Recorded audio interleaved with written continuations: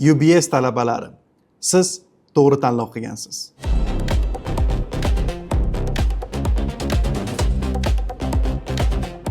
UBS universiteti nafaqat O'zbekistonda, balkim xalqaro miqyosda o'z o'rnini topgan universitet hisoblanadi.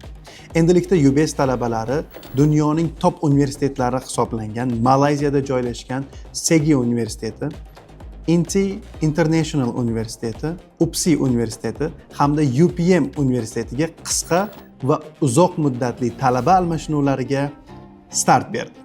Siz UBS talabasi dunyoning top universitetlarida qisqa va uzoq muddatli talaba almashinuviga borishingiz mumkin. U uchun kerakli bo'lgan narsalar: eng birinchisi UBS talabasi bo'lishingiz, ingliz tilida eng kamida B2 darajada bo'lishingiz hamda chet elga chiquvchi qizil pasporti mavjudligi. Qolgan barcha ma'lumotlarni universitetning xalqaro bo'limidan olishingiz mumkin. UBS talabalari, sizni Malayziya kutmoqda. UBS bir qadam oldinda.